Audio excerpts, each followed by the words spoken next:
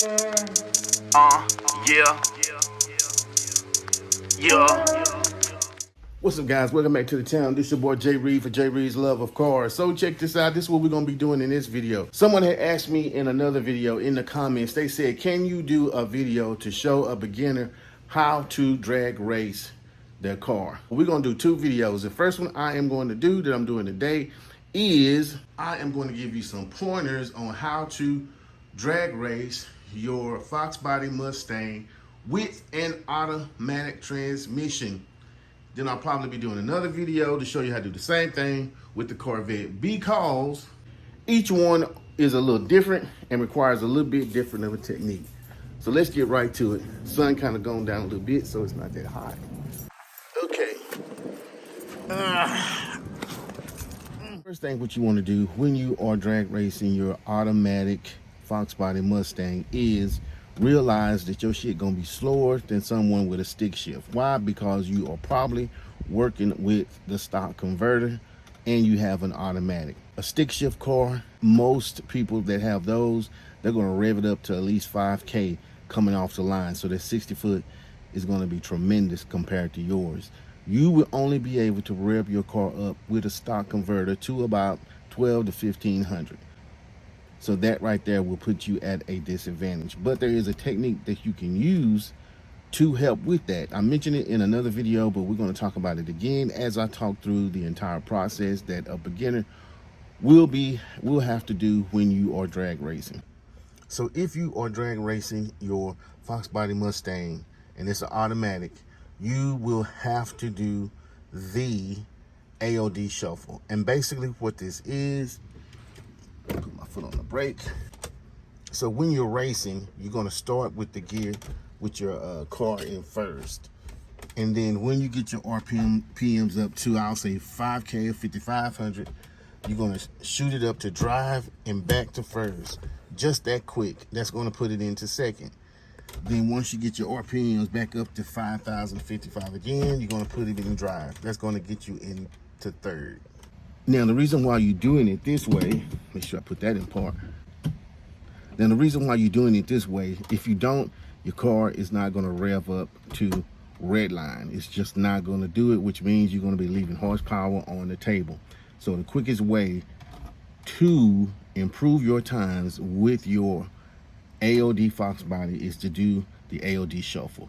Now, my disclaimer, you may eventually fuck up your transmission, so be aware that's not how it was intended to work. The best way would be to get a valve body and get a converter, and then you don't have to worry about that, but that's going to be some pretty pennies. So this is the poor man's way of doing it. Now, you drag racing, so the first thing you want to do is do a burnout. When you go up to the line, there'll be a water puddle. You want to drive through that water puddle, and then right when you get past it, you want to put your left foot on the brake, right foot on the gas. Make sure you're in first and start your burnout. Before you even get to the track, go somewhere and practice your burnouts. You don't want to look like a fool. Now, what you also want to do so you can make sure that you're out of the water box is put your rear view mirror, point your rear view mirror all the way down so you can see your back tire.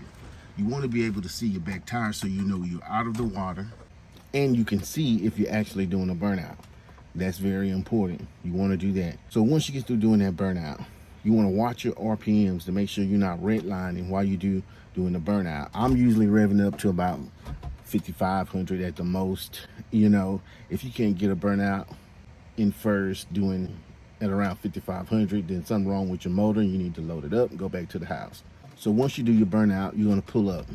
The track official will tell you how far to pull up. If not, you need to get someone out there at the bumper to put you on the line. Now, once you're at that line, you'll see a tree.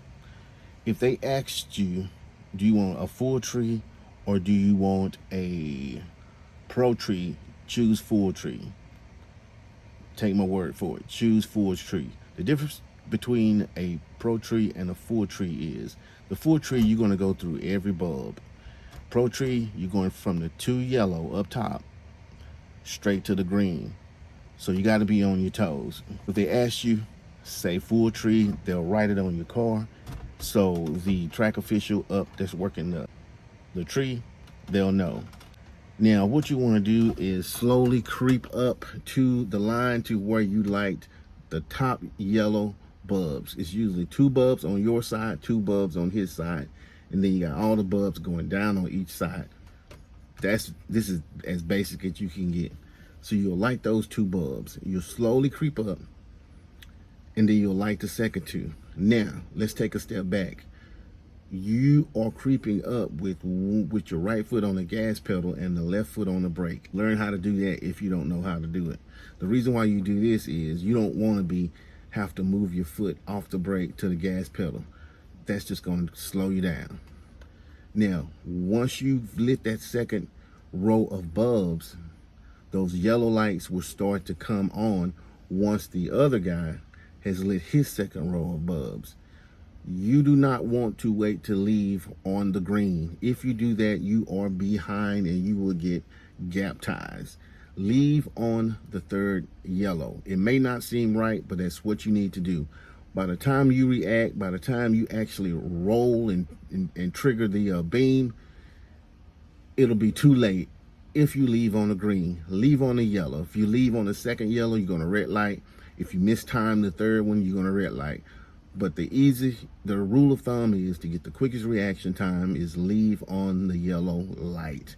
Now, once you're going all the way down, you've done your Aod Shuffle. Now it's time to exit. If you are on, make sure you know which side of the track that you exit on. And then if you are on that particular side, make sure you're watching this person next to you, because you don't know if they are new, if they're a beginner or what, because you don't want them to turn into you. So if you're winning, just keep going to the last exit. Some tracks will have more than one. The one I race at has about 3, depending on how fast your car is. I always go to the last one just to be safe. And I'm always watching the person next to me to ensure that they do not think I'm turning in on this first one, because I'm not braking that hard to turn it on the first one and then running to your side. So always be aware of that. Once you're going back to your pit, there'll be a guy in a little booth. Stop at the booth if you want to know how fast you went, because he is going to give you your time slip. And that's pretty much the basics of what it takes to drag race your car. I'll probably throw up an example here so you can see what I'm talking about. I got a pretty good shot in another video. If I can find it, I'll include it. But anyway, this your boy Jay Reed for Jay Reed's Love of Cars. Hope you like this video. Like, comment, and subscribe. Peace.